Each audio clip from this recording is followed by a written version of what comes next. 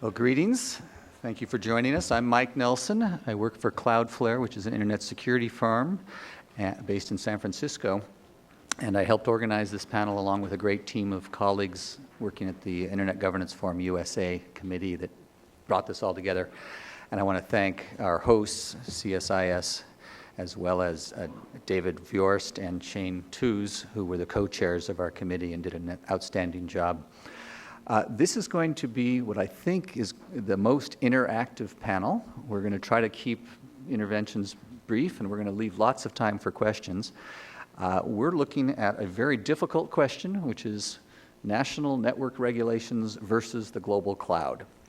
And to start, I'm just going to ask each of our panelists to introduce themselves, give you a sense of what issues they've worked on, how they fit into this puzzle, and a little bit of where they're coming from. What's their interest? As I said, I've worked at Cloudflare for about 2.5 years. Our interest is making sure the internet works globally, everything's interconnected, everything's easy. And if you read the description of this panel, you know that that is not the case today. I also, previous to working at Cloudflare, worked at Microsoft, IBM, and has also worked in the Clinton White House. Thank you very much, Michael, and good afternoon, everyone. My name is Laura DeNardis. I'm a professor at American University and also the director of the Internet Governance Lab there.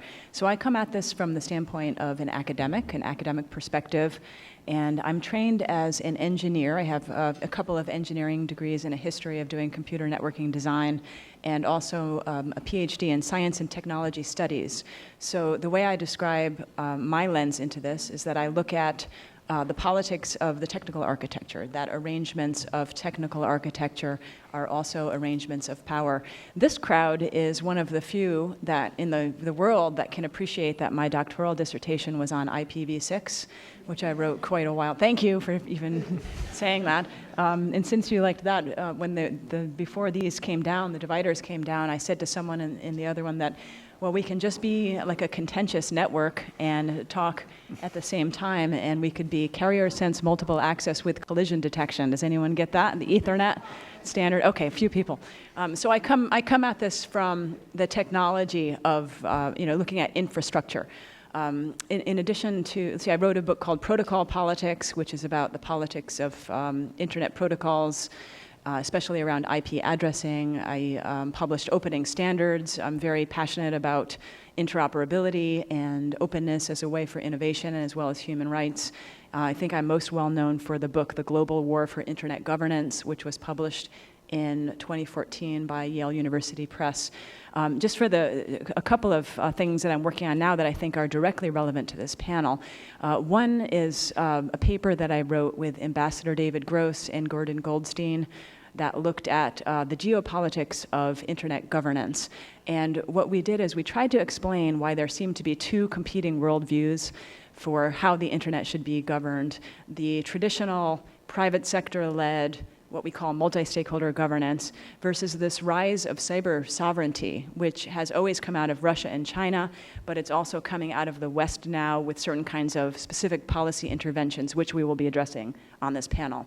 And then another perspective, something that I just published, The Turn to Infrastructure in Internet Governance, with my colleagues Derek Cogburn, Nanette Levinson, and Francesca Musiani, is about this theme, that infrastructure is a proxy for political power now. So we've often had political systems and agencies use the infrastructure of the internet for enacting certain kinds of political aims, like censorship.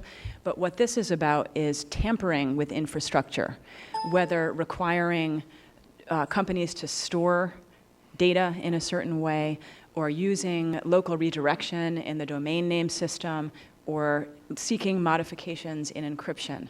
This is something that is kind of a change. And just one final quick point. Something I'm working on right now is a new book. It's going to be published by Yale University Press. And it's around this concept of all firms being technology firms now. So we have to look at this issue not only through the lens of content intermediaries, but also through the lens of the internet as a control network which connects more things than people. So cyber-physical systems and the data collected and the requirements that are imposed on those companies is a very big issue in internet governance. And so I know we'll talk about that on this panel. Thank you very much. Our next panelist is Fanny Hidvegi from Brussels, although she's raised in Budapest, Hungary. And I'll let you do a little introduction. Thank you very much. My name is Fanny Hidvegi. I'm the European Policy Manager of Access Now, and I'm based in Brussels. Not only a few of my great colleagues are in the room, but also my boss, so no pressure here. But it's really great to be back in DC after exactly a year. Thank you very much for this opportunity. Access Now is a digital rights organization, and our mission is to defend and to extend the digital rights of users at risk around the world. Do we have a problem? I'm just switching your captions, getting next to those captions. Oh, okay. Yes, so our mission is to extend and to defend the digital rights of users at risk around the world, and we work on a wide variety of issues that includes privacy, data protection, network discrimination, free expression, digital security, surveillance, export controls, and more. And Access Now also organizes RightsCon, which is a human rights conference in the digital age, and the next edition will be in Toronto in May next year, and I hope to see many of you there. Personally, my top-level goal is to ensure that the fundamental rights of Europeans are respected, both on the EU level, the member state national level, and internationally. So that would be my bias. And the way I see that should happen is under the rule of law and following the European Convention on Human Rights and the Charter for Fundamental Rights in the EU. And in addition to that, I would like to point out that I'm coming from Hungary, and I'd like to invite all of you to show some form of support for civil society all around the world, where governments systematically try to close civic space through stigmatization and administrative sanctions, or even put activists in jail. Thank you very much. Thank you. You're making it real. The next speaker is Nigel Cory. He's a trade policy analyst at the Information Technology and Innovation Foundation here in Washington, but he comes from Brisbane, Australia. So he brings another accent to the panel. Thanks, Michael, for the invitation to sort of participate in what should be a very interesting and timely debate. As Michael mentioned, I work for a DC-based think tank, the Information Technology and Innovation Foundation. We're a non-profit, non-partisan think tank that focuses on the intersection of technological innovation and public policy. Within that space, I focus on the digital trade, data flows, and intellectual property aspects of that. I suppose my most recent work of relevance here is a few months ago I put out a report on cross-border data flows and the barriers to the growing range of barriers to these data flows, where I look at the main motivations for local data storage requirements, data localization, as it relates to privacy, cybersecurity, government access to data, and digital mercantilism. And I sort of catalogue in detail the sort of range of enacted and proposed data localization requirements around the world, which by my count I have 34 different countries that have it, and show how these types of barriers are spreading and how they're sort of covering or targeting a growing range of data types, from financial, tax and accounting records to obviously personal information, government data, data relating to sort of merging digital services such as over-the-top services and gambling data and telecommunications. And so within this report sort of summarise the econometric literature that's sort of studied the cost of these barriers in terms of firm competitiveness and economic productivity and innovation. and sort of provide some recommendations from a trade perspective about how the US and others can go about protecting the free flow of data and sort of the essential role it plays in today's sort of digital economy. So I'll leave it with that. Thank you. And our last speaker is somebody that was recommended to us by the Japanese embassy. I reached out to 3 different embassies here in Washington, described the panel, and asked them if there was somebody who could speak on this topic. And the Japanese came back and said, well, we've got exactly the right guy. He's Masaaki Sakamaki. And I said, of course he's exactly the right guy, but he's in Tokyo. Sakamaki-san is a very old friend of mine, and when I heard that he was going to fly all the way here to be on this panel, I thought, perfect. He's sort of our token government representative. He's not in government anymore, but he spent most of his career working in the Japanese government, and I'll let him explain his current position and his history. Good afternoon. Thank you, Mike, for pronouncing my weird name so correctly. My American friends always call it the impossible name to pronounce with too many A's, but it's a common name in Japan. But anyway, I work for a cell phone company, as Mike described, and it's a company called, it's an NTT group, NTT Docomo cell phone company. That is the largest financial supporter for the Tokyo Olympic game in 2020. And also, we will deploy the 5G network, wireless network. I think we'll be the first to deploy that in the world. And I have to mention it because they pay for my visit here. So, but I'm not in a position to represent the company. And my friend. Vice Minister Suzuki wanted to, actually, he himself wanted to be here, and Japanese government thinks very highly of IGF. So he wanted to come, but he was with the Prime Minister on the flight, and he was promoted to some other position, so he from. And, but I'm so happy to be here, and it's always nice to be back. But the problem is, my former staff gave this whole document yesterday, so I respect this, but it's too late. So if I say really something strange, I'll take the responsibility, but may not be so correct. If you have questions, maybe we can communicate later by email or something. And I've worked in telecom for mostly for 28 years. Mostly in the Ministry of Internal Affairs and Communications, and only 2 years in the broadcasting, television policy when we are converting that to digital. And as Mike said, I was stationed in Washington, D.C., and I had a very enjoyable time. We had very forward-looking conversation always with the excellent White House officials, like Mike, and also the person called Tom Khalil, who happened to be my classmate. But anyway, but unfortunately, much of my time here during the tenure here was occupied by the visiting the other part of the White House. It's called the U.S. Trade Representative.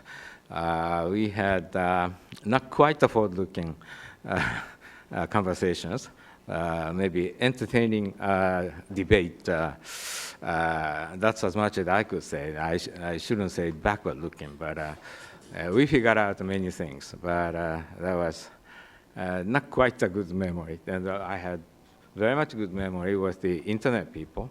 I was here since 1999 to 2002. So that was a time internet was really flourishing, and we could see hundreds of internet-related companies from Dallas Airport to downtown. And so I was here at the right time, and I really appreciate the cooperation of friends and internet community people. I thank you so much. And well, anyway, it's my pleasure to be here. I look forward to discussing things with you. Thank you. So as you can see, we've got all corners of the globe covered. We've got an engineer, a lawyer, a geek, former government official. So we're pretty well multi-stakeholder. Just a little framing. When we organized this panel, our goal was to look at how different countries are stepping up with new proposals to grab a hold of the internet and regulate it in their own country, and in some cases attempt to extend those regulations globally. In some ways, we're going back to the past. Sakamaki-san said 20 or 30 years ago, things were a lot simpler. In most countries, you had a monopoly phone company. They ran things. They knew where every device on the network was. There was regulated interconnection. Everybody knew how much to pay to connect to the network next door or around the world. If you were the law enforcement agency, surveillance was easy. You just called up the monopoly phone company. And for the businesses, it was pretty straightforward too, because they kind of ran the whole system from the network layer up to the phone, all the applications, everything was kind of integrated together. And of course, that's changed in the last 30 years. Now, one single device, like a home router or the router in a coffee shop, can hide dozens of devices behind one IP address. The Internet of Things is going to make that even more complicated. It's even harder now as Internet protocol addresses are changing. So a single person might use 55 addresses in a day as the device changes its address. And interconnection is a free market. Engineers will shake hands and agree that their two networks will work together. No one sets the price. They just sign a contract. And of course, surveillance is really complicated when not only do you have all these different networks competing to provide service in individual countries, you also have all these apps like WhatsApp and Facebook Messenger, and you have the cloud. There's just a lot of things going on that law enforcement might want to follow. So it's a challenging time for governments who are trying to use the internet to fulfill their policy goals. The other big problem we have as Cloudflare is that a lot of policymakers around the world look at the internet and they just see the screen. The screen is what is the internet. The things that happen there are what matters. They don't understand that one company is moving the bits, another company is providing the domain name, another company like ours might be providing security, somebody else is running the apps. And so we've seen a lot of proposals in the last 5 years to just regulate the internet, not understanding that it means something different to regulate the internet at each of those different levels. So what we're going to do here is we're going to dive deep into about 4 or 5 different case studies where we're seeing national initiatives that are trying to extend government control over the internet. And we're looking at how that clashes with all these global services that we're developing. So to provide some framework, I'll turn to Laura DeNardis. If you haven't read her book, I would definitely recommend it. The War for the Internet is required reading in my classes that I taught at Georgetown, and it really does provide a wonderful, simple explanation within a very clear framework of what's actually going on here. So with that, I turn it over to Laura. Thank you very much. I think I'd like to help set up the case studies by just making one point, and it picks up on something that Michael said. That's that the internet is not actually a cloud. So policymakers sometimes see the screen, but we can also, and I'm as guilty as anyone for drawing this on a whiteboard, like here's the cloud, here's the internet. But unfortunately, that conception and some of the policies that are assigned to that don't actually match how the infrastructure of the internet works. So it just doesn't map neatly onto national borders, and I think that is the first challenge that we have to reckon with in even tackling this issue. So even an exchange of information, I know we'll talk about interconnection, even an exchange of communications in one country can sometimes trombone into another country and then come back across the border and go into another internet exchange point. That's the case in wide swaths of the world. Not as much in the US, but even in Canada, it can come into the US and then go back.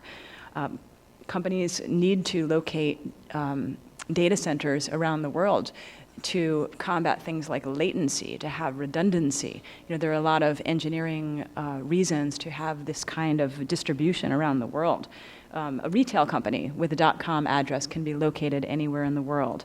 I mentioned before that we have to view these case studies not just through the lens of content intermediaries, but real-world companies that sell shoes, for example, or sell other kinds of things, or banks. They have just as much data as some of the content intermediaries, and they work with cloud computing providers and others and content distribution networks to distribute that data around the world. So much of the policy interest in imposing these borders around the different case studies, is a lot of them are very good rationales. They have very good rationales from the standpoint of human rights, like concern about foreign surveillance, concern about privacy. In other cases, there seem to be more nefarious reasons for it, like censorship. But just looking at data localization alone, and then I'll turn it over to someone else for a specific case study.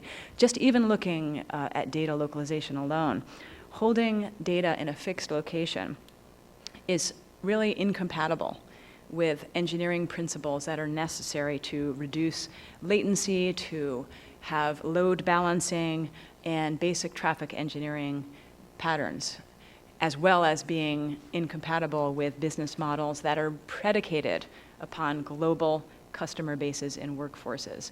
So I think I will add to what Michael said, and the theme of the day here at the entire Internet Governance Forum seems to be it's complicated.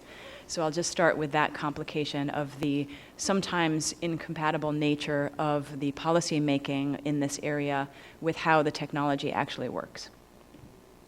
Well, thank you very much for giving an engineer's perspective on this.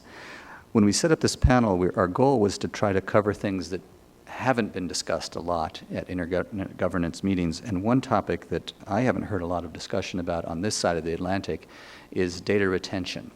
When different countries, particularly in Europe, require ISPs and other companies to keep a log of what their users are doing.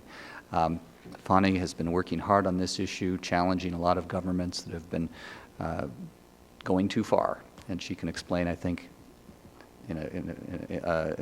with clear case studies, what's happening in her part of the world. Thank you.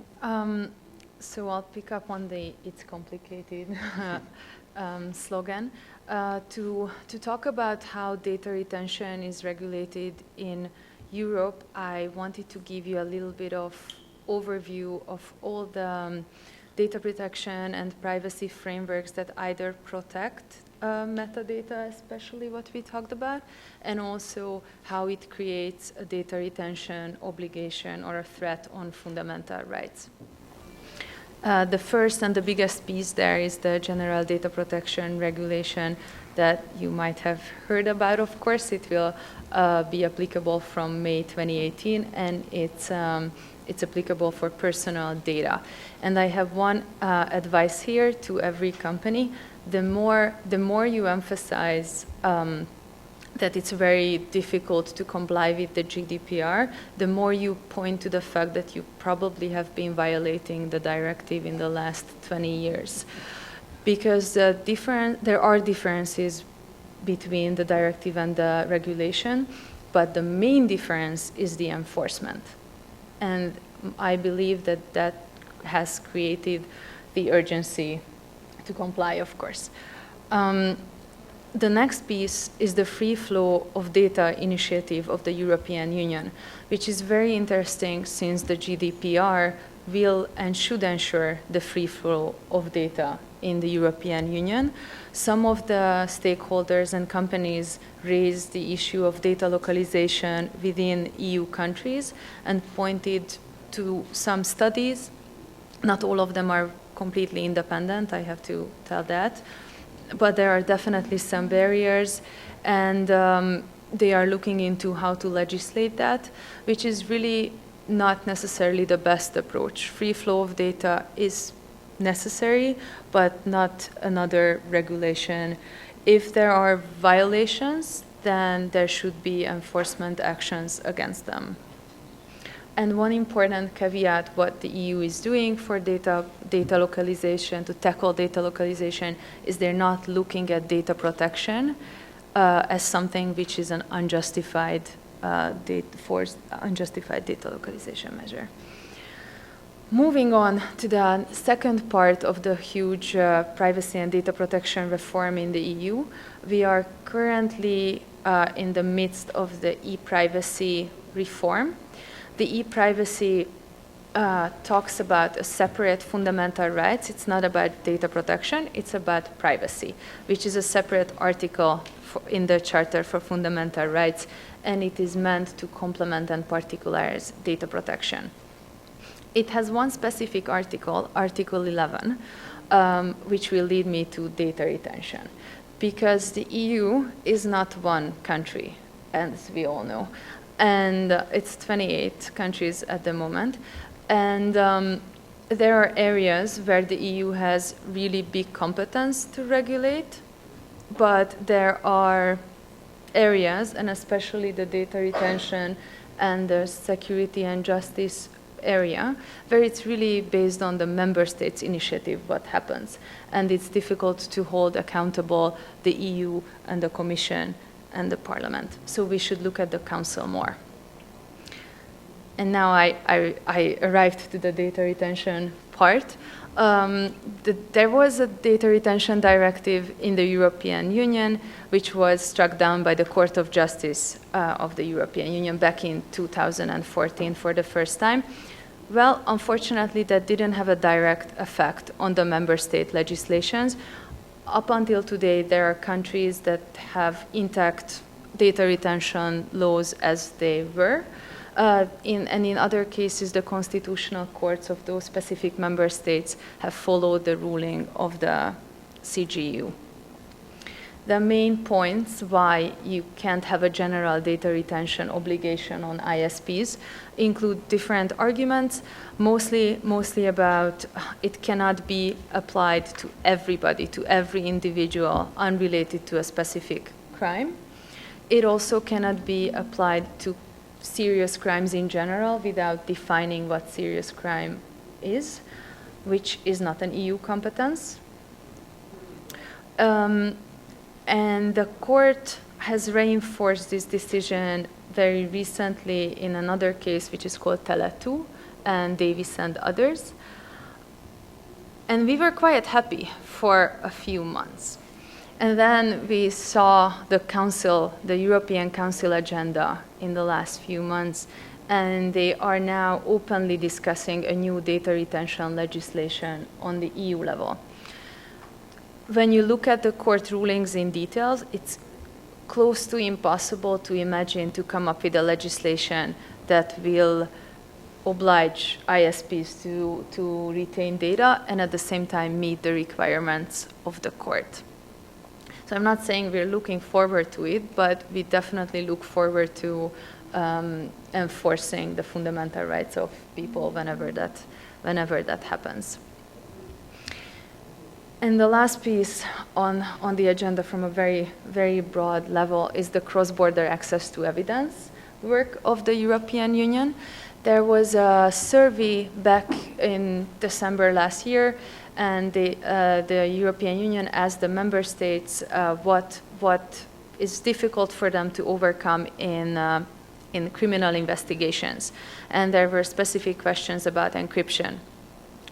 And surprisingly, almost all member states responded that they're not looking into encryption, to weaken encryption anymore or enforce any backdoors. Instead, they would like to see hacking powers. So the EU has embarked on a new journey, and now they are trying to come up with a framework for encryption workarounds that impact metadata, content, and subscriber information as well. And it will be very, very challenging to see how it will comply with all the other frameworks I just mentioned, let alone the European Charter for Fundamental Rights. Well, you just did an outstanding job of explaining a very complicated landscape. I mean, the thing that's struck me over the last 20 years is just how, even within an individual European country, you don't have a common policy. You've got the data privacy commissioner saying, protect the data, and then you've got law enforcement saying, grab as much data as I can get. And no one points out that the two policies are colliding, and they have been for 20 years. And now finally it sounds like there's going to be enough lawsuits and enough court decisions that maybe we'll decide what these policies are. Do you have hope, or are we going to have in 5 years at IGF USA 2022, are you going to be able to come and say that we have an answer? I have hope in the courts. I don't have hope in the member states. What we've seen is to exploit political emotions and terror attacks in a disingenuous way. And we are hoping to push back on that. Does any country have it right? Right? Of the countries in Europe, does any country have a clear, well-defined policy that you would agree with? In data retention? In data retention. What I can point to two things. One of them, the original German approach to data retention was very positive. They refused to implement it from the very beginning. There was infringement procedure against them. So that was good. And also the Tele2 as a company in Sweden that risked fines and legal procedures against them to fight for their consumers' human rights. Anybody else on the panel want to weigh in on data retention before we go and solve data localization? Okay, Nigel. 5 minutes, solve data localization for us. Or at least explain it. I can do my best to help paint the picture further of just how complex this issue is. As I briefly mentioned before, as I look at this issue, is looking at data localization is that, I mean, there's obviously a lot of issues that sort of are tied up with data in today's society, in today's economy, and policymakers are grappling with how to address some very genuine concerns around this. But then, as sort of Laura sort of outlined, there's sort of misconceptions around the nature of the internet and how it works, which then they don't sort of grasp, and then they can often sort of reach for policies which have sort of unintended sort of effects. And so data localization is part of that. And I suppose as we look at the issue of data localization, we see it as a major issue given the way sort of technology continues to sort of move into our lives and more things are connected and sending bits and pieces across the world, that these issues will only get worse. In that the last couple of years have seen sort of a spread of these data localization requirements. And I suppose as Fanny sort of alluded, I mean, or sort of addressed in looking at it, it's not that we see sort of data protection requirements for privacy as a fundamentally as a barrier to trade. It's as a barrier to data flows. It's a matter of when requirements have a sort of geographic focus or limit. Our view of sort of data protection is that the protection should flow with the data, in that a company in operating in any of the European Union member states can't avoid European Union sort of laws on privacy by transferring the data out. But where we sort of draw the line is whereby they sort of mandate that the data needs to be stored locally.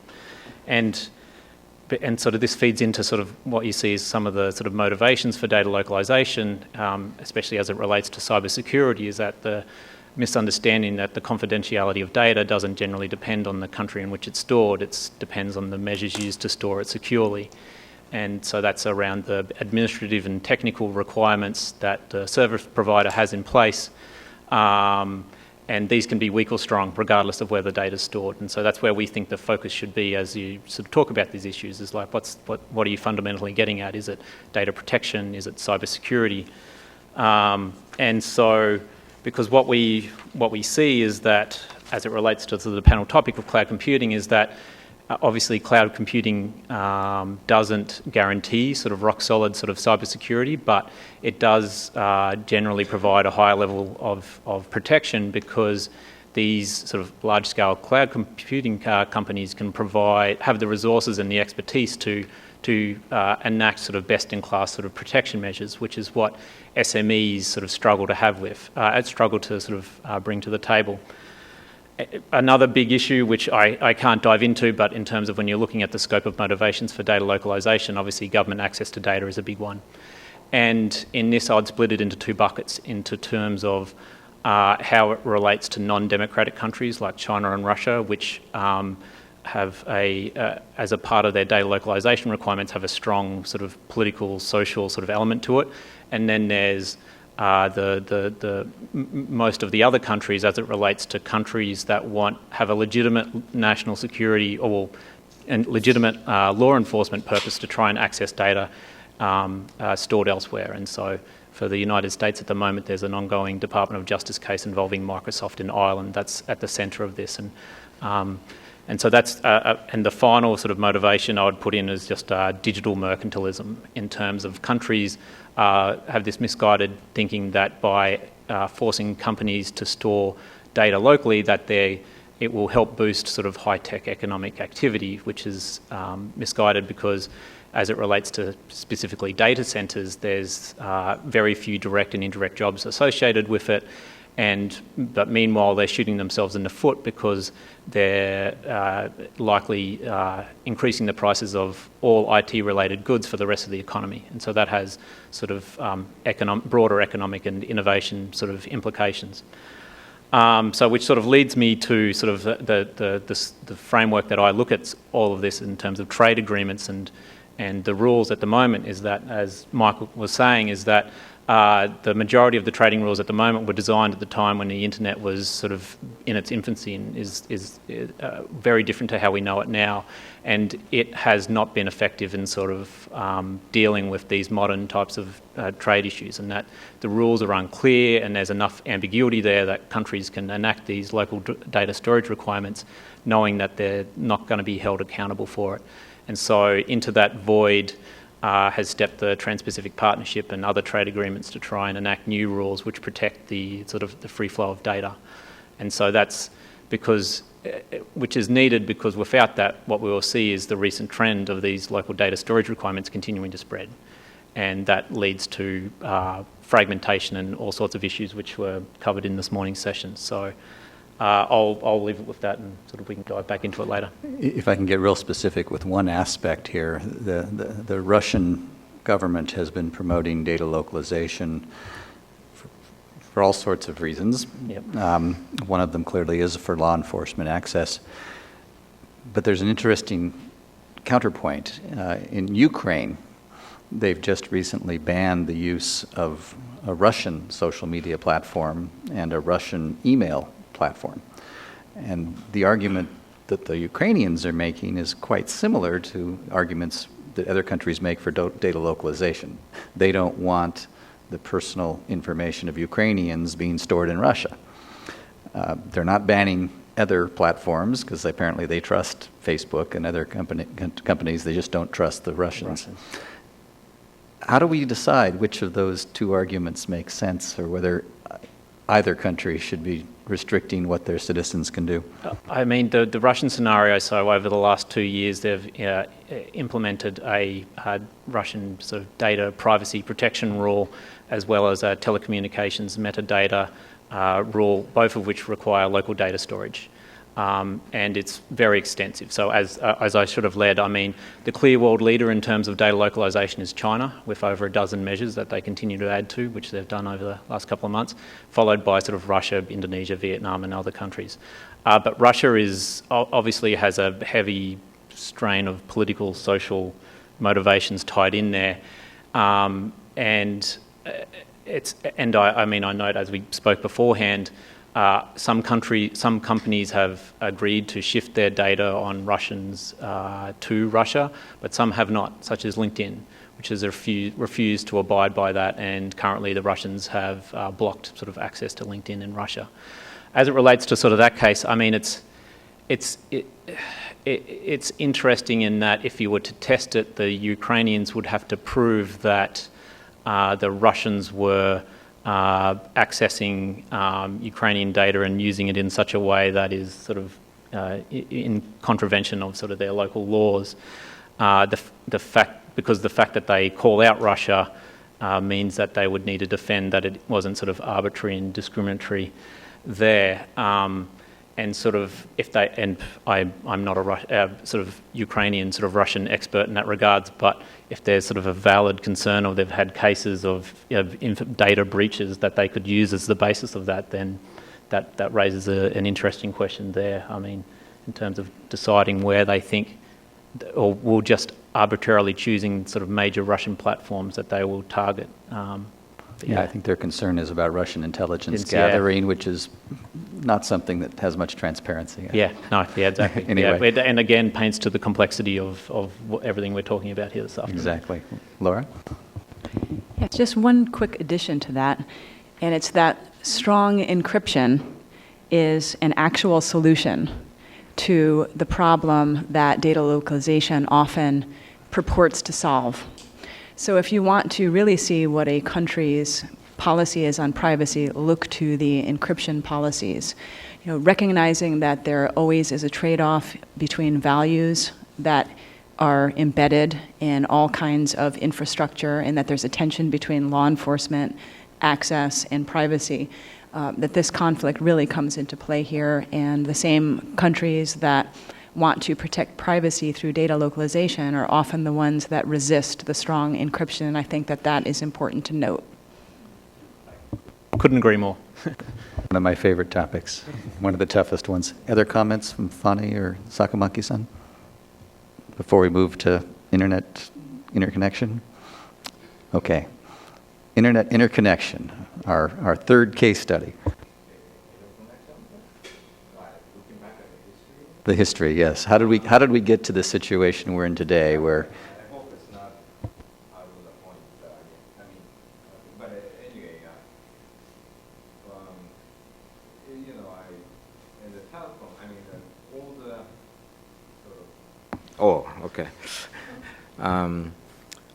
When we are working on just a plain old telephone, the system, the accounting rate system for interconnection between the countries works in the way that the developing countries get actually the benefit.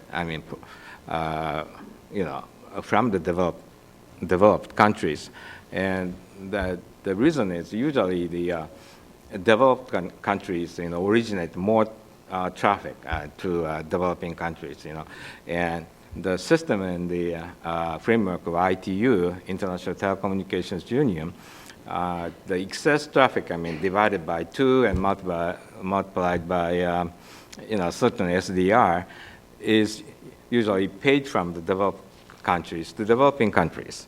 In other words, the United States has paid, the fee to all countries in the world, because the U.S. was really the most developed country at that time. And Japan used to get money from the U.S., and then we paid to most of others. But this kind of accounting rate settlement system has totally changed in the internet era. The backbone providers, especially Tier 1 providers, really let anybody get connected to internet on the contract basis, but the condition is if you pay the whole network circuit fee. It really depends these days. It doesn't work that way. Many providers, backbone providers, work on other system like half and half, and it's a proprietary information, so I can't mention, and I'm not supposed to know it. So I have to say I'm not supposed to know it, and I don't know it. In the internet era, so the developing countries. That's the reason why developing countries want to take things to ITU, because they out of some 180 member countries, the majority are developing countries. It's okay, we are glad to include those developing countries for the internet world, as a G7 ministerial address that we would have 1.5 billion more people to internet in the world. by 2020, I think it was. So, but we have to do something about the digital inclusion thing somewhere. I don't think ITU can contribute much, but then who else does it? I mean, it's a sort of complaint of developing countries that are costing a little bit more than, or not getting the automatic benefit for international interconnection. That's the kind of, one of the hot topics we discussed at the Internet Governance Working Group at the United Nations. And half of the members are from developing countries. So we heard a lot of complaints like that. And Japan is in a kind of sensitive position because little after, I don't know, it was 2002 or 3, one of the Japanese providers acquired a tier 1 company. So Japan is now a tier 1 sort of member group. I think United Kingdom has one too. So in the internet governance discussion, US, UK, and Japan are the sort of same category of people who want the internet, the free, open internet environment, who likes the free flow of information, who likes the totally deregulated environment. The second one category, people like some European countries, developed European countries and Canada, if I'm not wrong, who are not quite totally happy with the current internet governance situation, but they are aware of the risk of changing the situation. So basically, they like the current situation. And the other group, the third group, sort of the people who are influenced by some countries, in Asia and other, they want a change. And countries in South America and, let's see, Africa want a change. That's a sort of, I'm just describing, the group of different kinds of countries, and what kind of opinions they have. Well, finally, I just want to add one thing. Having said that, I think it is beneficial for even developing countries to have a free flow of information. And contracts are all, market-based, and they can have a benefit out of innovative, technologies on the internet, and they can have access to, if they can have access to the internet in any way, they can really benefit a lot. So, having said all this, we want to, we continue to deliver a message that we want a free, open internet environment. Thanks. Well, thank you very much, and thanks for the history there. The truth is, over the last 10 years, we've seen a bunch of these proposals at the ITU that would try to regulate how much companies cost to connect their subnetworks together and to each other, and it hasn't gotten very far. We talked earlier about how complicated the EU is. The ITU is even more complicated, and there's all these different factions and horse trading. The Australians had a proposal 10 or 15 years ago called ICAIS, I-C-A-I-S, at the ITU, and that was one attempt. That didn't get very far. But just recently, 2 years ago, the Koreans actually passed a national law that got rid of the old free market system where ISPs just got together and agreed to connect their networks, and instead put in place this interconnection regulation that had two different sets of prices. If you were one of the 3 large Korean ISPs, you had a special price that you could pay to connect to other companies. But people who wanted to connect to you had to pay extra. Whether you were a small Korean company or a foreign company, you had to pay extra to connect to the Korean companies that were connected to most of the homes in Korea.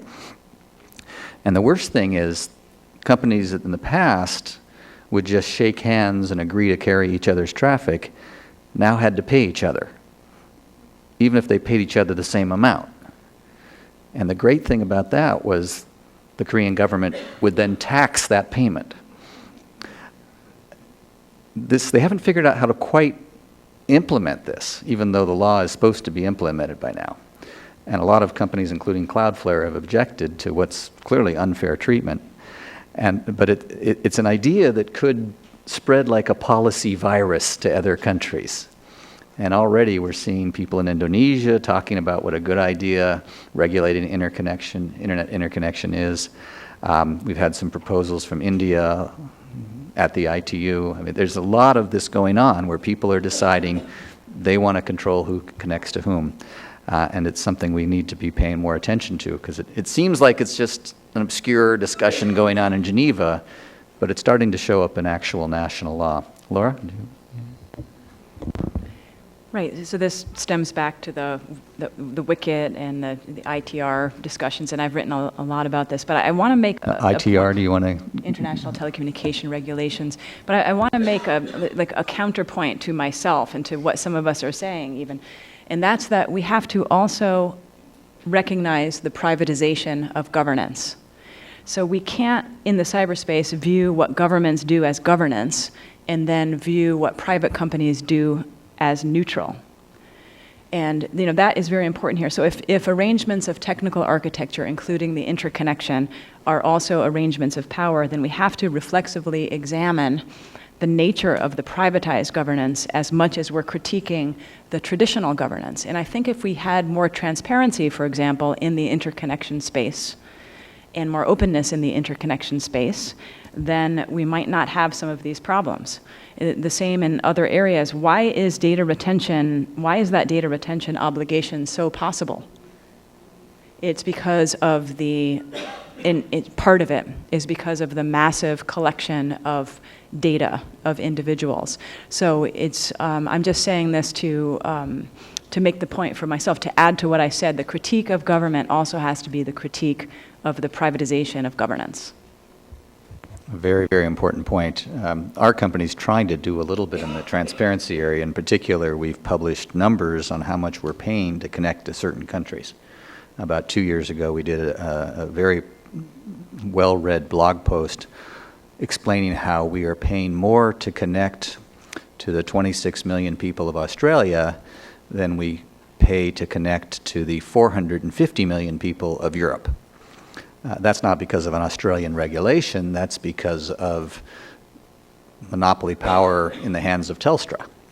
Telstra wrote us a very nasty little note back, and they are starting to pay attention. The irony is Telstra is one of our partners in trying to get the Koreans to stop overcharging foreign companies. But it is clear that there's not a free and open internet, there's not an open market in bandwidth, and it looks like things could go the other way. Other comments, Sakamaki-san? Yes, and talking about the Mike's comments on the procedural cost and others and the interconnection or providing. I'm making contracts with the provision of services in some countries. What's important for the private firms to go overseas and invest is you got to have some kind of a predictability what would happen in that country. So we want, I think, the stability of the legal system, the sort of consistency in interpretation of the law, and of course the stability of consistency of the legal system. And if they just change it to the other way around in something, then the multinational company would really have damage. And so transparency comes first as a priority, sort of important aspect, and then consistency and translation and enforcement of the legal system. And I don't name it, but we have a lot of problems. We means my company, but I'm not supposed to represent the company. But many firms. Do you want to complain about Telstra too? And the government too. When I was in the government too, we had a little bit backward-looking sort of trouble with some other countries. But I think if you have transparency, the problems, most of the problems will be solved. But the problem is there's not much transparency in many countries. Then I don't want to repeat it, but the consistency and others. My usual line is that transparency, competition, and innovation are the answer. What's the question? I'm going to turn it to Fanny. I think you had a couple comments. Yes, I wanted to go back for a second to Laura's point and add two thoughts. One of them is a key difference, what we always try to point to between the European and the American approach in data protection, is that all the principles in Europe are applicable from the point of collection and the issue there, so not just for the use. So to limit what's being collected, I completely agree with, and that enables the retention, of course, if it's more data.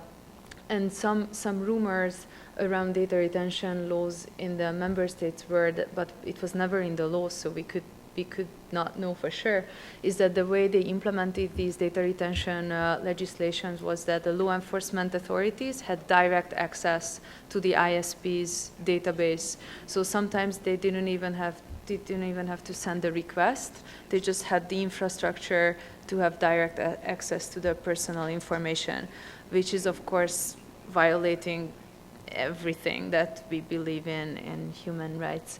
And for the enforcement of governance, what's important related to that is the privatization of enforcement, and not just governance, and the privatized enforcement of human rights. And we're not going to talk about content regulation on this panel, but it's definitely part of this discussion. If I can just go back to what Sakamaki-san said about predictability. Our company has 500 people. We're managing about 10% of all the world's web requests. So we're in all these different countries. And that's why we've had to hire 3 policy people full-time and 5 lawyers, one of which is devoted just to GDPR, the European Data Protection Regulation. If there's not predictability, and if all these countries are popping up with new approaches to internet regulation, we're going to have to hire even more policy people. And it really weighs you down, because we're not generating any revenue for the company. The Korean one's the worst, because they've actually increased the cost of bandwidth. They've actually set the price, and it's everywhere else in the world, bandwidth prices are coming down, except in Korea. It's time for Q&A now from the audience. We've several case studies we did not explore today. It was mentioned encryption. That's one very important change that we see from country to country. We could also talk about domain names. That's a case where the US government is actually imposing its control over US-based domain name companies to enforce laws against piracy around the world. Thousands of websites have had their domain names confiscated because they were selling illegal drugs online or they were pirating material. There's a lot of different ways in which this extension of national regulations to other countries is happening. But I invite you in the audience to ask questions either about the case studies we've discussed, or if you have your own case study and want to bring that to the table, that's fine too. So right here, if you can, is there a microphone we can provide?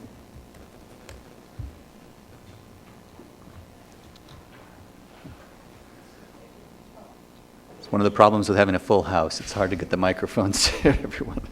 Thank you. And if you can introduce yourself too. Yes, my name is Anne Rakuya Robbins with the World Knowledge Bank. I'd like to pursue a little bit further, I think it was Laura, look at the values embedded in the technology and transparency, to combine those two.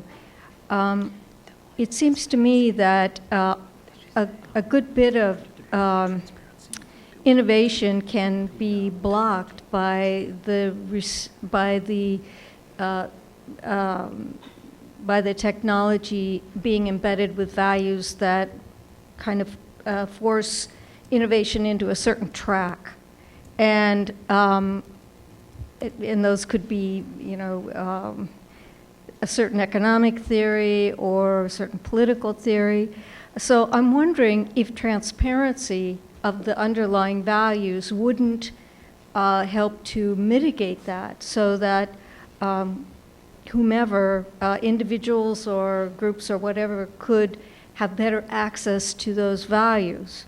That's a place where human intelligence might be particularly well advantaged to provide a critique if that were foregrounded. But being deeply embedded, it becomes, and especially when it becomes encased in language that's esoteric to a large extent, becomes very difficult to assess. I just think that's a very fascinating and important area to explore and encourage to create better transparency. And if you have any comments, I'd love to hear that. Thank you. That was a very important and very deep question, and you ask exactly the right person. Yeah, thank you very much for that intervention. I think it is an important point that you made.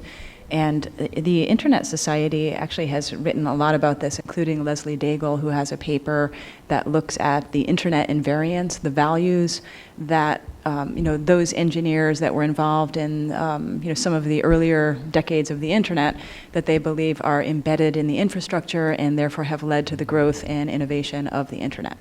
One of these is permissionless innovation. And I think that is a value that is cuts across all of these.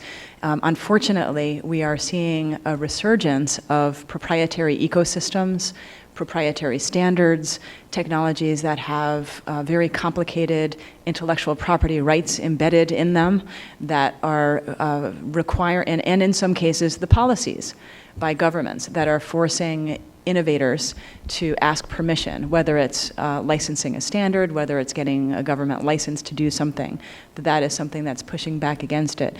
So, to me, what is important is to make the infrastructure visible.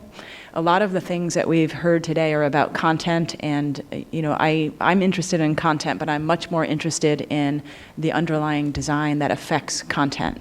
And I think that this crowd in particular can make the infrastructure visible. That's part of the transparency. And even though the values have never been perfect, the issue of open technologies, permissionless innovation, that Leslie Daigle talks about, I think is very important to preserve the possibility for an internet that will continue growing and allowing that kind of innovation.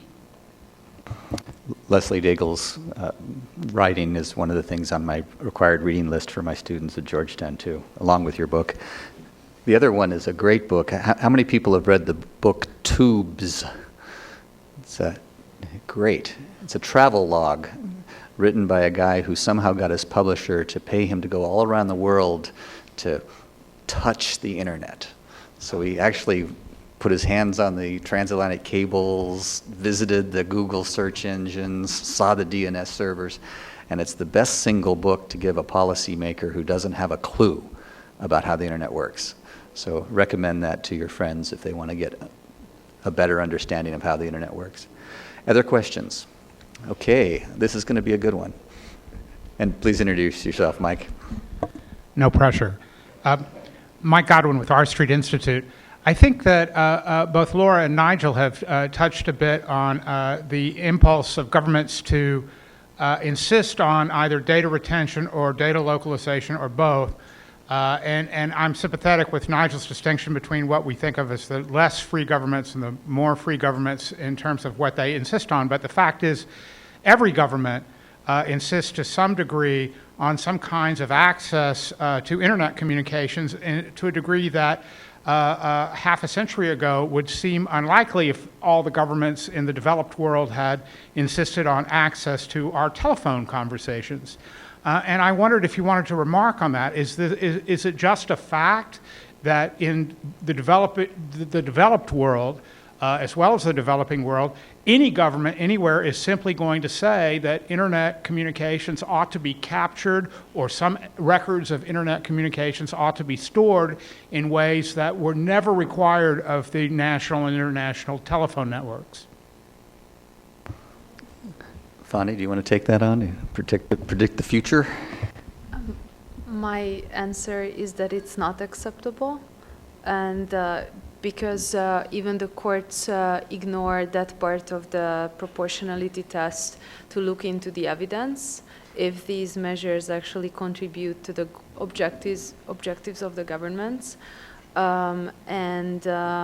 My case study here is always the CCTVs, where we have all the evidence that it didn't work, and we still lost that battle, and CCTVs are everywhere, even though we know that they don't contribute at all to crime prevention. Still, from a legal perspective, it's completely impermissible without showing that there's a link between the efficiency of the measure. This question ties in very nicely to our previous question about values. When I first went to Japan about 25 years ago, I raised the question of internet privacy. And my Japanese hosts kind of laughed at me and said, well, we don't really think about that much. You know, look at the walls of our traditional houses. They're made of paper.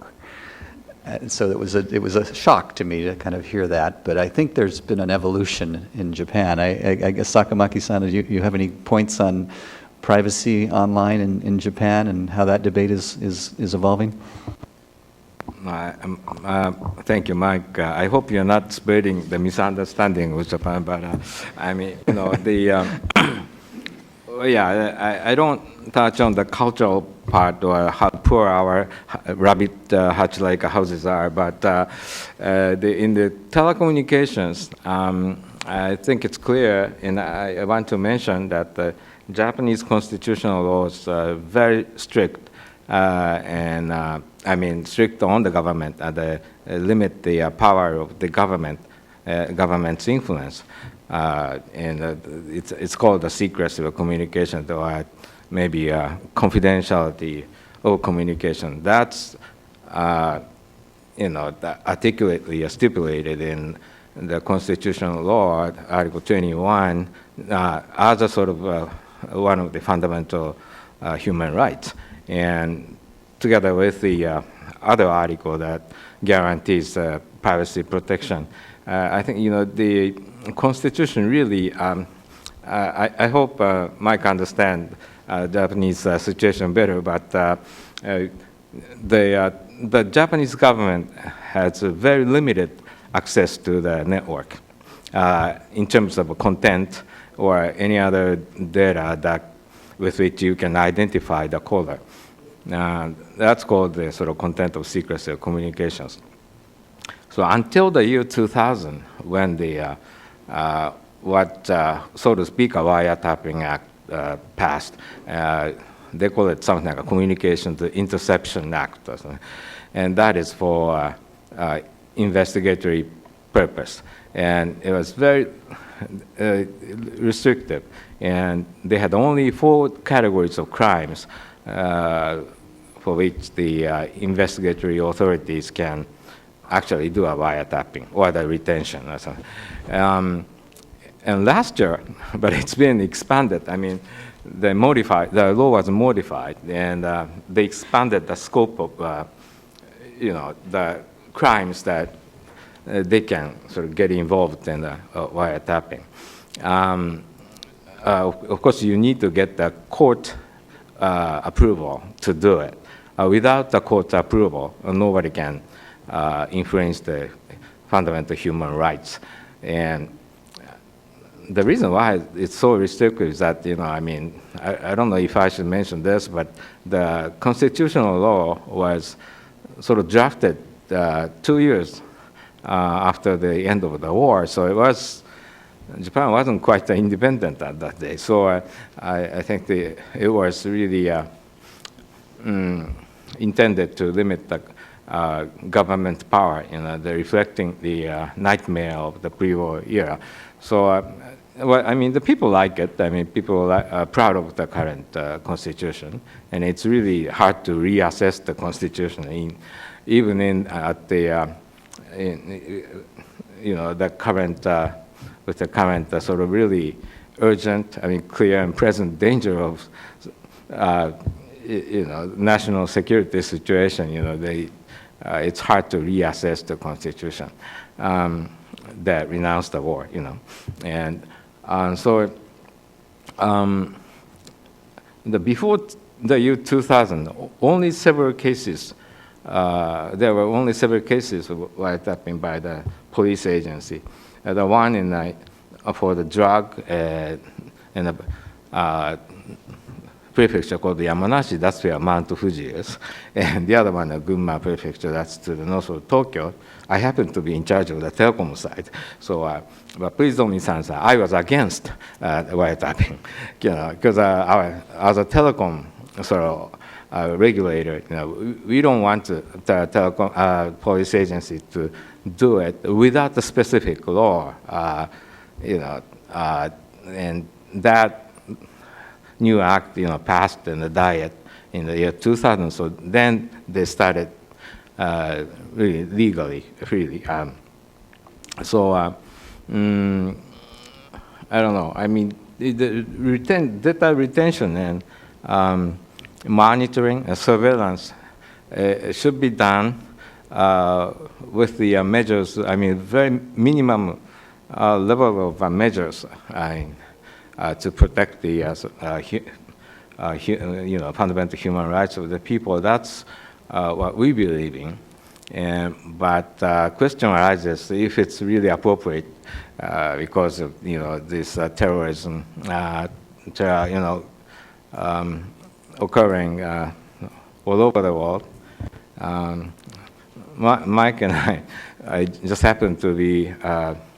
No, you didn't go through Paris, but I came across there on the way back from IGF 2 years ago. And that was really shocking event, but that's the reality. And so the need to respond to the terror or the violence is, I mean, that constitutes a public interest, I think. So that's why this year G7 summit decided to address the need to respond to that kind of urgency and I mean regarding the violence happening around the world. And so G7 countries are supposed to cooperate and follow the G7 summit addresses, announcement, I mean. I did want to clarify, when I was referring to my education in Japan 20 years ago, they weren't talking about surveillance by the government. They were talking about surveillance by the neighbors, which is to some of the problems we've had with terrorism and crime. If people paid attention to what was going on next door, there might be more ways to spot problems. But thank you very much for making that clear. Nigel, do you have comments on this? Yeah, just, I mean, a good question, Mike.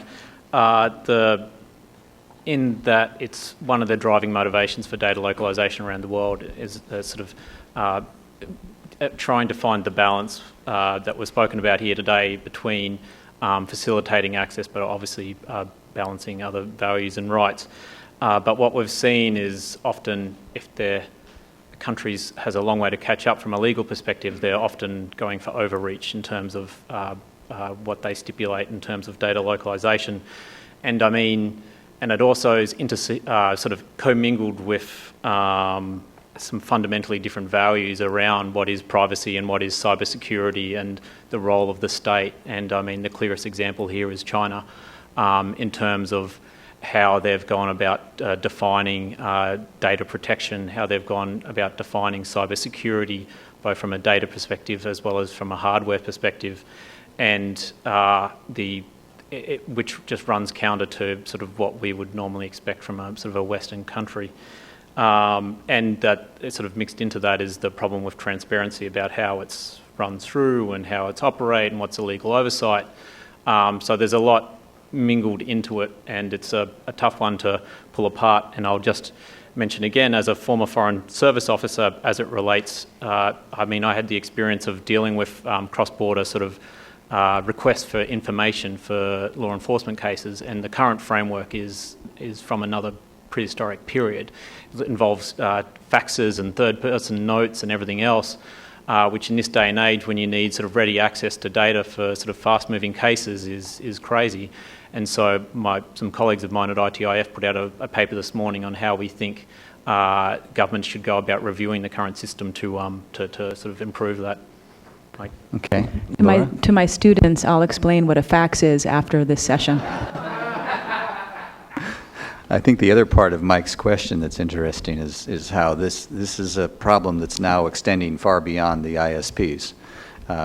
If you're going to have surveillance, you could do surveillance through the content delivery network. You could do it through a domain name provider. There's a lot of different players that could be pulled into the scope of data collection.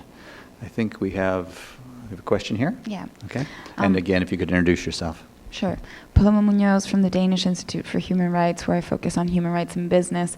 And I just wanted to go back to the issue of privatization of data governance and the issue of, the usage of data, not just the collection, as well as transparency and human rights. And I think this question is really for you, Laura.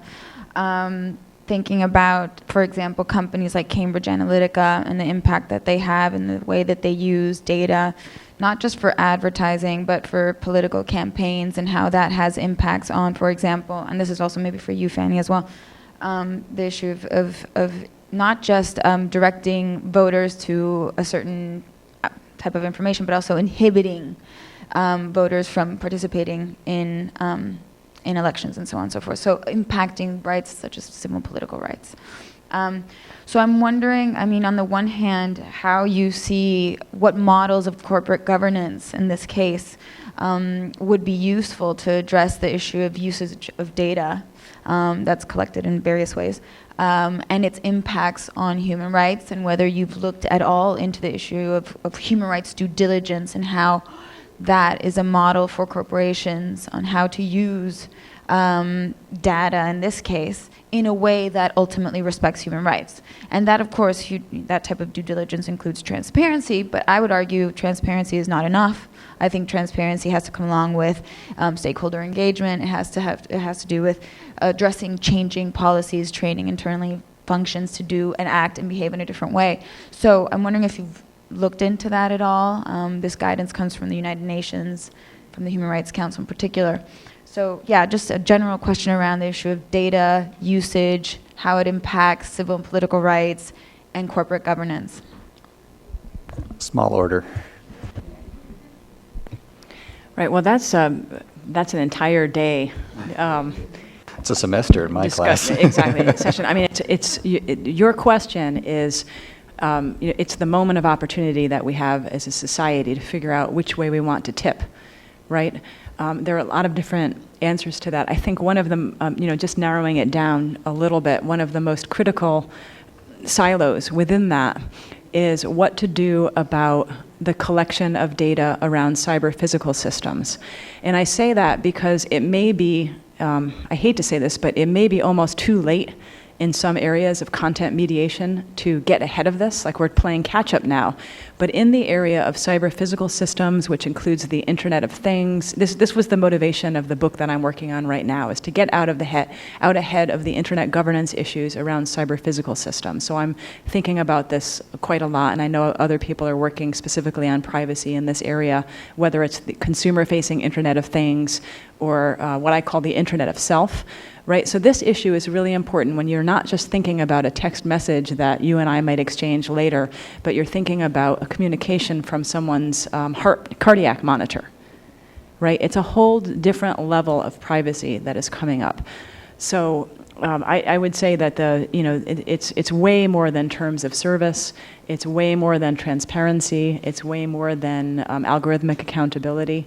And I would just kind of answer your question with a question and say, what is the world that we want to live in when it comes to things that are within our own homes, in our car, in the fabric that we wear, the control system of the internet, that the question that you're asking becomes infinitely more important when you think about the internet as that control network and not the communication network, and that there's a lot of work to be done in that area to determine what the limits are while still enabling innovation to occur. So Fanny? I'd like to point to two specific projects that are looking into your question, which is as broad as described. One of them is the European Commission is currently conducting through a consortium which Access Now is part of, a study which is called the Fundamental Rights Review of every legal instrument the EU has ever published that has a data collection, transfer, or use element. And it goes beyond privacy and data protection, and it looks into other fundamental rights impact of collecting and using data, including discrimination and right to fair trial and things like that. And I can send you the link of it's currently in progress. The other part, which responds to the IoT part of the conversation in the EU, at the moment, the European Union is reviewing the e-privacy directive, turning it into an e-privacy regulation, and it covers IoT and machine-to-machine communication. And one interesting element is that originally it was only meant to protect the confidentiality of electronic communications, and but they caught on time that you need to cover the physical conversation when the device is in the room and how it then gets transmitted between the devices. Okay, back of the room. Hello. Hi, this is Susan Chalmers, NTIA. I have a question for the panelists. I'd be interested in hearing your thoughts and impressions on domestic court judgments versus the global cloud. So an instance where a service provider that has a global reach is ordered by a court to do or to not do something, to whether, so in this case, let's say de-index search results, not only within the country where the court is sized or where the court sits, but where it extends the court orders that the service provider to de-index those results generally. And so I was just wondering what kind of sub-issues kind of fall out of that, and what panelists' impressions and thoughts are about that. Sorry, it's a rather broad Thanks for bringing it up, though. You've just made the issue even more complicated since we have so many court decisions coming out of Europe that are making internet policy. Anybody want to take on a particular case, mention a particular place where the judges are making law nationally and globally?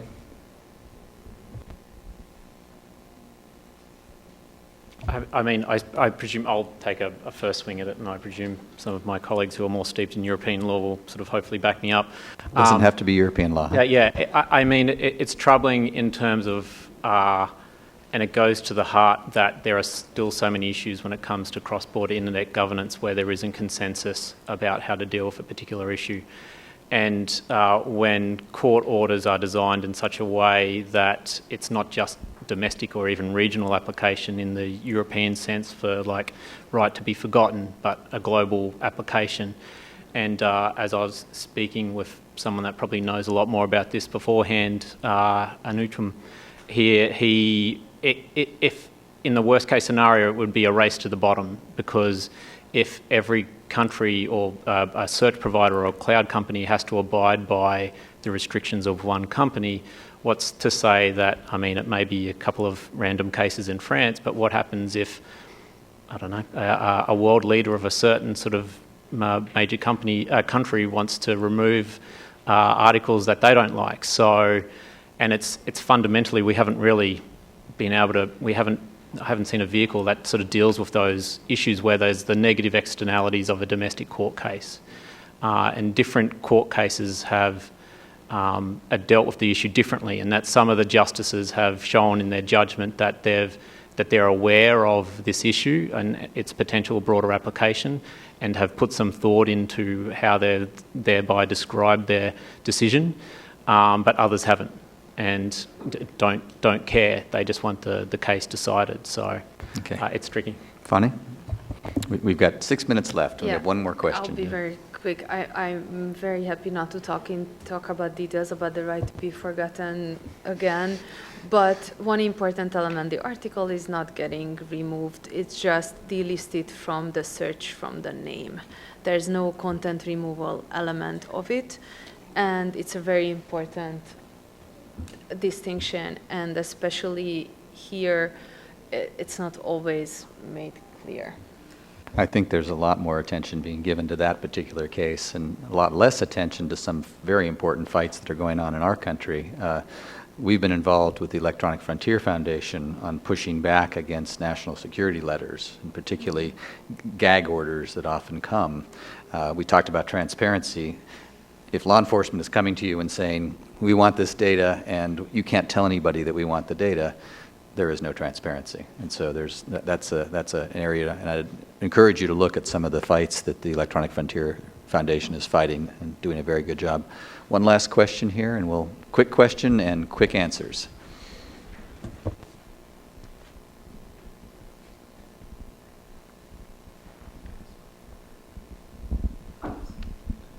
Thomas Strines, I'm a fellow at NYU Law, so that's a bit of a legal question again.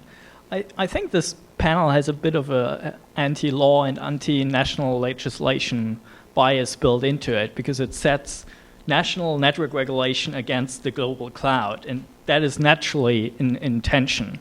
So I would invite the panelists to elaborate a bit about cases in which we want to see some kind of global cloud regulation and how that could come about. So is there a need for more standard setting in the cloud, and what are the kind of bodies that could bring that about? Great question to finish with. Lloyd Benson was famous for saying that the last question is always the hardest. In defense of the panel, I did reach out to a number of embassies that I knew would fight hard to defend their national regulations, and they refused to send anybody or were unable to send anybody. But we did think hard about that. Anybody want to point to a case where we should have cloud regulation or do something that would help? I support privacy and data protection. I'm definitely not against regulation there, and I hope I did not make that point. It's quite the opposite. I just tried to point to discrepancies between what the EU as a body and the national member states are doing. And I certainly hope that the general data protection regulation will bring a higher level of protection for everybody in the human rights part. Just quickly, I mean, it's not that they need to be necessarily be in opposition. They can be sort of working together. And I think the one key word that Laura mentioned in her opening, which I'd fully support, is sort of interoperability. And I suppose one example of that is the Asia-Pacific Economic Community's efforts on an interoperable privacy framework, whereby each country can obviously go about how it defines its approach to privacy, but doing it in such a way through APEC to try and build understanding on sort of core principles and processes so that data protection travels with the data, and to try and ensure that sort of that continues to happen regardless of how countries sort of enact privacy. I think that's a good example to try and sort of counter the opposite notion of like data has to be stored domestically for it to be sort of secure or private. So that would be my one example. So Laura? Sure. Yeah, there are a lot of answers to that, and it's part of why I raised the issue of the privatization of governance, right? The solution to a lot of this is having a balance of powers and having, not oversized power in any one particular actor, but a specific answer would be regulations around healthcare data, regulations around financial data. These apply in the cloud. Intellectual property rights enforcement applies in the cloud. National security regulation applies in the cloud. Computer fraud and abuse applies. But I would just say again that when we use the word cloud, we really actually mean either a content intermediary, or we mean certain parts of the internet that have large stores of servers with data on them, right? So there are an infinite number of answers to that. And the premise of your question is exactly right, that there are areas where regulations do apply.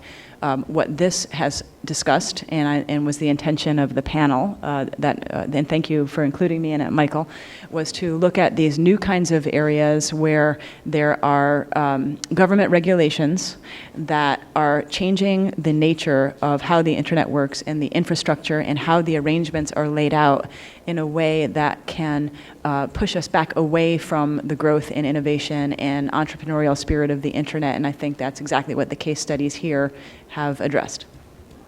And if I could add one example from my world of cybersecurity, I think we do need more transparency, particularly when something goes wrong. I would argue the most important thing that's been done to stimulate investment in better cybersecurity are the state laws in the U.S. that require data breach notification. So after something goes wrong, you have to tell your customers that their data may have been compromised. And that was very useful because it put a real cost and a real burden on companies that didn't do a good job of encrypting personal data. The problem, of course, is we have, I think, 47 different state laws now, and if other countries start adopting the same thing, we'll have 72 different approaches. It would be good if this was just a norm, that everybody did this when something bad happened. But transparency, I think, would be a real benefit in this particular area.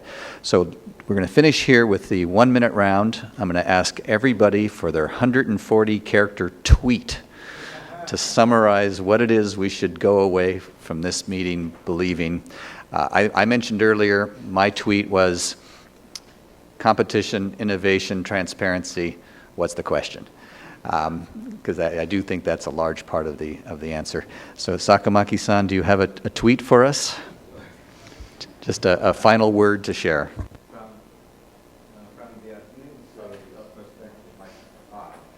From the policymaker and the administrator's perspective, I think this session title is very timely, and it addresses how we should develop policy in each country and the region or jurisdiction, and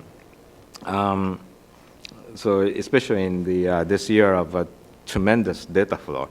So our job is usually considered, I think, to assess the situation and decide on the balance of conflicts of interest, to what level of, to what degree we decide on, the balance. I mean, the question is, what's the legitimate, what's the justifiable minimum necessary regulation? And that sounds like the perfect tweet. What is the minimum regulation? I'm going to move along here, so it's just a bumper sticker, Nigel. Very quick, it would just be the free flow of data in public policy. Complexity requires cooperation. That fits on a tweet. Okay. Fanny? I just tweeted it. My takeaway is both the private and the public sector must respect fundamental rights, including privacy and data protection. My tweet would be a joke that I will think of later, but I think one of the one of the you can always tweet it later. Tweet it later, and I'll backdate it until now. But the one thing that kept coming through here is the first thing that you said. We have an engineer, a lawyer, a geek, and a government official discussing internet governance. Fill in the blank. So that will be the joke that comes out. But in all seriousness, I think the issue here is that governance of the internet, it's been very interesting to watch this over a 10-year, 20-year period, 30-year period. It has transformed from being interesting only to a small subset of policymakers and technologists and academics to becoming a global policy concern on par with things like humanitarian crises, food security, global warming, refugee crises, and I think that is appropriate when you think of what is at stake. So these issues are very important, and thank you to Michael Nelson for organizing this. Thank you very much, and if I can add one more tweet, it's very clear that it's complicated, that there's many pieces to the internet, and that today's internet is not tomorrow's internet. So thank you very much. I hope all that was tweeted to the world, and thank you for the great questions.